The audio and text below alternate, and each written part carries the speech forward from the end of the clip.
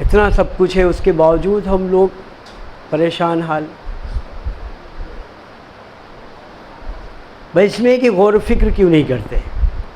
جو ضرورت ہے وہ کام انجام دیا جائے، اور جو وقت برباد ہو رہا ہے دوسرے مقام پر یا دوسرے اس میں ہم کو اس سے گریز کرنا چاہیے اور اپنے وقت کا صحیح ڈھنگ سے استعمال کریں۔ اچھا، اور اس کے علاوہ جو اپنے عمر کے اس مقام پہ پہنچ چکا ہے وہ اپنی ذمہ داری پوری کرے، اپنے جونیئر کو کم سے کم وہ گائیڈ کرے۔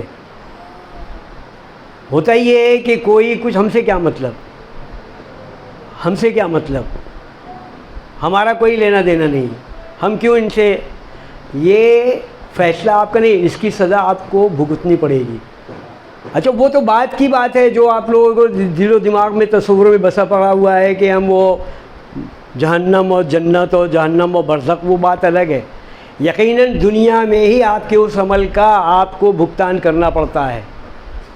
آپ جتنا نظر انداز کرتے ہیں وہ پلٹ کر کے آپ کے سامنے اس کو آتا ہے اور آپ اس کو جھیلتے ہیں۔ سب سے بڑی چیز یہ ہے کہ حقیقت یہ ہے کہ ہم پیدا ہوئے اور سنتے چلے آ رہے ہیں، ہم پیدا ہوئے اور سنتے چلے آ رہے ہیں امام کی واقعہ کربلا کو۔ مجھے علماء کرام تشریف فرما ہے، دانشوران قوم یہاں پر موجود ہیں، مجھے کہیں نہیں ملتا، کہیں نہیں ملا، کبھی کوئی آدمی ایسا نہیں ملا جس نے یہ بیان دیا ہو کہ امام حسین علیہ السلام کے پاس کوئی فرد آیا تھا اور اس نے کہا حضور یزید سے مجھے پریشانی ہو رہی ہے، بچائیے۔ انہوں نے دیکھا اور سمجھا اور خود فیصلہ کیا اور قیام کیا۔ یہ ذمہ داری انہوں نے پوری کرنے کے لیے کربلا بنائی۔ ہم سنتے چلے آ رہے ہیں پھر بھی ہم دوسروں پہ۔ کربلا بنی کیوں؟ جناب علی اصغر کی قربانی کیوں امام حسین نے دی؟ امام تھے، علم تھا ان کے پاس، تمام سب کچھ ہی تھا نا، علم تھا نا۔ ذرا گفتگو کیجئے، یس یا نو میں بات کیجئے نا، تھا نا، علم تھا نا۔ تو ان کے سامنے یہ نہیں کہ کوئی جا کر کے 6 مہینے کے لیے اصغر کے لیے یزید کے حکومت سے یا کچھ وہ سے پیک کر لیتے، تھوڑی دیر کے لیے ملتوی کر دیتے، کچھ نہ کچھ کرتے، یہ علم نہیں تھا۔ 6 مہینے کے لیے اصغر نے کیا، آخر ان کا کیا وہ تھا کہ ان کو، لیکن نہیں، انہوں نے یہ غور کیا، اپنی ذمہ داری کا احساس، وہ ہم کو احساس دلا رہے ہیں، ہمیں غور کریں آپ، وہ ہم کو یہ بتا رہے ہیں کہ دیکھو اب کوئی طاقت مجھے یہ اپنی ذمہ داری پوری کرنے سے روک نہیں سکتی۔ یہ بات سمجھ میں آ رہی ہے اس قربانی سے، اس کربلا کی قربانی سے، یہ بات سمجھ میں آ رہی ہے کہ اب کوئی بھی رکاوٹ نہیں بن سکتی ہمارے اس کام میں، ہمیں یہ کام قیامت تک کے لیے انجام دینا ہے، یزید جیسے شخصیت کو پہچانوانا ہے قیامت تک کے لیے، مجھ جیسا یزید جیسے کہ بیعت نہیں کر سکتا کسی بھی دور میں، اس کے لیے مجھے کچھ بھی کرنا پڑے۔ یہ انہوں نے سمجھا، قیام کیا، اپنی ذمہ داری پوری کی۔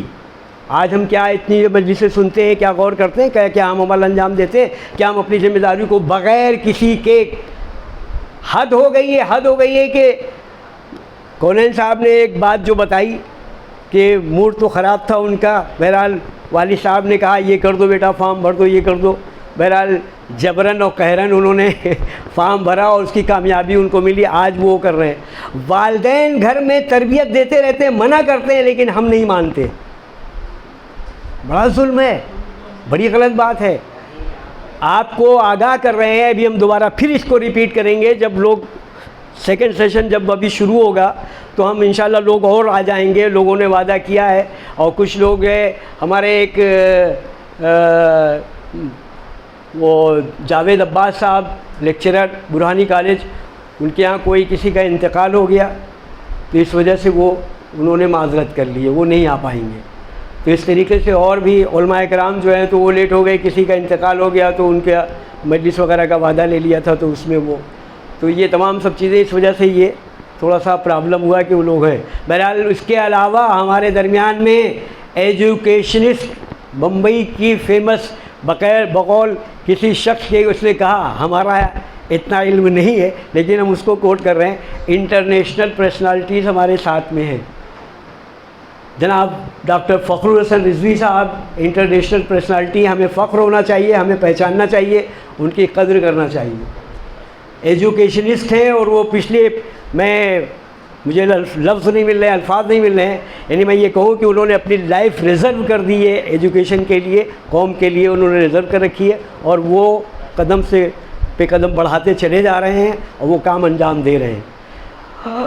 آپ میں سے کوئی بھی شخص اگر تھوڑی دیر ان کے ساتھ وقت گزارے تو میں چیلنج کرتا ہوں اس کو کچھ سیکھنے کو ملے گا، بات کرنے کا طریقہ سیکھنے کو ملے گا. میں بہت متاثر ہوا ان سے، مجھے کچھ سیکھنے کو ملا. گفتگو کا انداز، آپ اندازہ لگائیں کہ یہاں سب سے بڑی ایک حقیقت ہے اس وقت سب سے بڑی دشواری، سب سے بڑی تکلیف ہماری ہے بد اخلاقی. ہماری زندگی میں رکاوٹ جو ہے وہ بد اخلاقی ہے. قرآن متعدد مقام پر اخلاق سنوارنے کی بات کر رہا ہے. بد اخلاقی کے بہت سے طریقے ہوتے ہیں. کسی نے سلام کیا، ہم نے رخ موڑ دیا، یہ ہم خاموش ہیں، کچھ بھی نہیں کیا، یہ بد اخلاقی ہے. کسی نے بات کچھ کہی، ہم نے انسنی کر دی. آپ کچھ نہیں جرم کر رہے ہیں، بالکل کچھ نہیں کہہ رہے ہیں، ہم نے کچھ کیا ہی نہیں، لیکن آپ نے رخ موڑ دیا، یہ بد اخلاقی ہے. اور اگر آپ نے کچھ سن لیا، سمجھ لیا، بڑے لیڈر آئے ہو یہ سمجھانے کے لیے ہمیں، تم اپنی زندگی سنوار لو، تم اپنے بارے میں سوچو، بد اخلاقی ہے. یقیناً ایک حقیقت ہے، یہ سچائی ہے، بڑی مشکل سے کوئی ملے گا جو یہ تاکید کر رہا ہو کہ یہ کرو اور خود نہ کرتا ہو. بڑی مشکل سے کوئی ملے گا، بہت مشکل سے کوئی ملے گا جو خود نہ کرتا ہو اور وہ آپ سے کہے گا کہ یہ نہ کرو. وہ بھی وہ انجام دے رہا ہوگا، پھر وہ آپ سے کہہ رہا ہے کہ بھئی یہ برائی ہے، اس سے پرہیز کرو. یہ ایک حقیقت ہے. بد اخلاقی اس وقت سب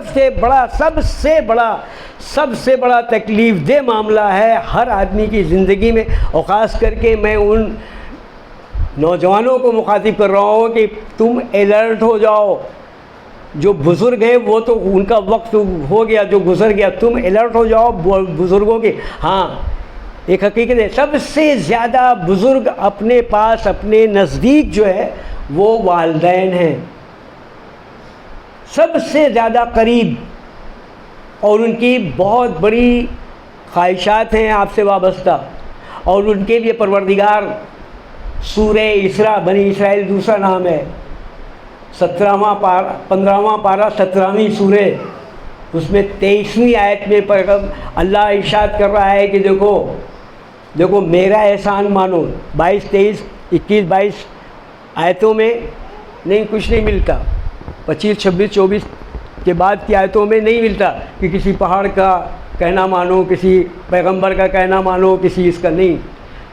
پروردگار اپنے علم سے بتا رہا ہے کہ دیکھو میرا احسان مانو، اور میرے بعد اپنے والدین کا پیرل کھڑا کر رہا ہے. یعنی اپنے والدین کو اپنے برابر میں کہہ رہا میرا احسان مانو، اور اپنے والدین کو دیکھو اف تک نہ کرنا. علماء کرام یہاں موجود ہیں، وضاحت آپ کروا سکتے ہیں. آپ ایسے سمجھیں گے کہ سب سے بڑی طاقت اللہ کے بعد آپ کے پاس ہے آپ کے والدین. اللہ کو خوش کرنا ہے تو والدین کی آپ فرمانبرداری کریں، زندگی آپ کی کامیاب ہے. بہت سے لوگ آج کے ماڈرن اس میں جو تعلیمات چل رہی ہے وغیرہ وغیرہ، میں نہیں چاہوں گا کہ اٹھ پٹانگ کچھ گفتگو ہو. جو تعلیمات ہیں وہ ذہن میں یہ ہے کہ میں نے زیادہ علم حاصل کیا، میرے باپ نے کوئی علم حاصل نہیں کیا، میرے باپ نے کوئی اسکول نہیں دیکھا ہے. بڑی بدبختی ہے، یہ فکر بڑی گندی ہے. میرے باپ نے تو کوئی اسکول ہی نہیں دیکھا، میں تو بہت زیادہ پڑھا لکھا ہوں، میں نے تو 20 سال پڑھے ہیں، میں نے گریجویشن کیا ہے. ابے مجھے بمبئی کی زبان میں افسوس ہوتا ہے کہ میں اظہار خیال کروں کہ تجھ کو پال پوس کے اسی لائق بنایا ہے کہ تو اسی قسم کے اسی مقام پہ پہنچ. تعلیم و تربیت تیری اتنی ہی ہے کہ اس مقام پر تعلیم کا اثر ہے کہ تو اس طریقے سے فکر کر کہ میں نے بہت زیادہ تعلیم حاصل کری، اس کا رزلٹ کیا نکل رہا ہے، نتیجہ کیا برآمد ہو رہا ہے. اگر وہ پیدا ہوتے ہی شاید چھوڑ دیتے تو ایسے کتے بلیوں کے طریقے سے جو جانوروں کی زندگی ہے ویسے پل جاتے آپ بھی. ان کے دل سے پوچھیے انہوں نے کس قدر جانفشانی کے ساتھ آپ کو تعلیم و تربیت کے راستے پر لا کے آپ کو رکھا اور آپ کو اس مقام پہ پہنچایا کہ آپ اس لائق ہوئے کہ آپ اس قسم کی فکر رکھتے ہیں. یہ سب آپ کی زندگی کی کامیابی کی رکاوٹیں ہیں. اگر آپ اس پہ غور کریں تو سب سے بڑا یہ ایک مرحلہ ہے کہ آپ اپنی زندگی میں کامیابی کی طرف کیوں نہیں بڑھ رہے ہیں؟ کیونکہ فکریں آپ کی غلط ہیں. آپ فکر کریں نا. اچھا، فکر ایک ایسا سرمایہ ہے، پیسے سے آپ کوئی بھی کام حل کر سکتے ہیں نا. تو اسی طریقے سے فکر ایک ایسا سرمایہ ہے کہ اگر آپ فکر کریں تو آپ کی زندگی کے بہت بڑے مسئلے کم ہو سکتے ہیں. آپ کو ضرورت ہے کہ آپ فکر کریں. اور فکر کہاں سے کریں؟ فکر اس میں کریں جو علم آپ کے پاس موجود ہے، اس علم کی روشنی میں فکر آپ کی ضروری ہے. جو علم آپ کے پاس ہے اس علم کی روشنی میں آپ فکر کریں، اس کے میں آپ جھانکیں اور دیکھیں اور احساس کریں تو انشاءاللہ کامیابی آپ کے قدم چومے گی. اور آپ کا سماج میں آپ کا پرسنالٹی ڈیولپ ہوگی، آپ کی پرسنالٹی ڈیولپ ہوگی، سماج میں آپ کا نام ہوگا. اور آپ کا ہی نام نہیں ہوگا، میں نے پہلے کہا ہے کہ آپ کے ایک عمل سے 3 طاقتیں بدنام ہوتی ہیں. والدین بدنام ہوتے ہیں کہ بھلے یار کیسے کس ماں باپ کا لڑکا ہے. دوسرا پھر اسکول بدنام ہوتا ہے، پتہ نہیں کس اسکول کا پڑھا لکھا ہے.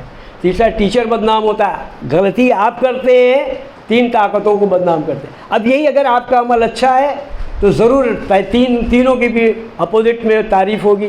بھائی اچھے والدین کا لڑکا ہے، اچھی پرورش پا رہا ہے، اچھے ٹیچر کی صحبت میں ہے، تعلیم حاصل کر رہا ہے، اچھے اسکول میں ہے. واقعاً آپ کا ایک عمل تعریف کی طرف بھی لے جا سکتا ہے، آپ کا ایک عمل بدنامی کی طرف بھی لے جا سکتا ہے. آپ کو غور کرنا ہے. آپ کی ذمہ داریاں بڑی ہیں. آپ کے اوپر ذمہ داری کا پہاڑ آنے والا ہے، اس کا بوجھ آپ کو جھیلنا ہے. غور و فکر کر کے ساتھ اگر آپ وہ انجام دیں گے، اپنی زندگی کی فکر کریں گے تو انشاءاللہ کامیابی آپ کے قدم چومے گی اور سماج میں آپ کا مقام بنے گا. والدین کا سر اونچا ہوگا اور وہ خوش ہوں گے. اور جب وہ دعائیں دیں گے تو اللہ ضرور قبول کرے گا، کیونکہ اللہ والدین کے اس کو کرتا ہے.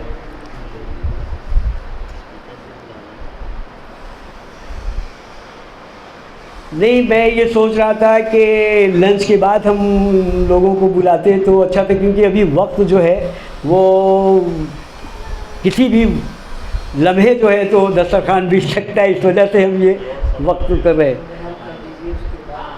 ہاں نہیں، یہ جو ہے نا کھانے کے بعد ہاں تو وہ ادھورا ہو جائے گا نا. جو اگر ہم کسی کا سلسلہ شروع کریں گے تو ادھورا ہو جائے گا.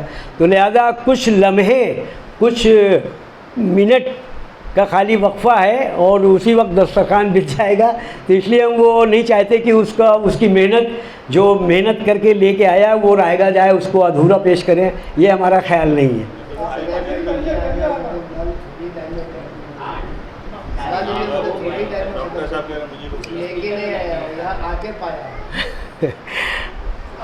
مقصد آگا پروگرام ہے، کھانا نہیں ہے، تو وہ تھوڑی دیر کھنچ جائے گا. اچھا، تو پھر بہرحال میں آپ لوگوں کے درمیان میں دیکھیے، یہاں میں نے بتایا نا کہ یہاں ہمارے درمیان میں کہاں چلے گئے، ایک بہت بزرگ شخصیت شبیہ الحسن کرمانی، نیو ممبئی جماعت کے صدر، وہ بھی موجود ہیں یہاں پر. اور ایک سے ایک ہیرے یہاں پر میں نے کوشش کی ہے، اکٹھا کیے ہیں. پہچاننا آپ کی ذمہ داری ہے. تو وقت کو بچاتے ہوئے، اور پریشر ہے کہ ٹھیک ہے اگر وقت کا استعمال کریں، تو میں ڈاکٹر صفدر حسین صاحب سے گزارش کروں گا، جناب صفدر حسین خان صاحب، کہ وہ آئیں اور اپنی بات پیش کریں. اب وہ ان کو ہدایت کی گئی تھی، ان کو ٹاپک دیا گیا تھا، وہ اپنا ٹاپک پیش کریں گے اور وہ اپنا وقت کا خیال رکھتے ہوئے اس وقت تک بولیں گے جب تک دسترخوان بچھنے کا ٹائم آئے گا. انشاءاللہ آپ حضرات ان کا استقبال کریں. جناب صفدر حسین خان صاحب، ڈاکٹر صفدر حسین خان صاحب.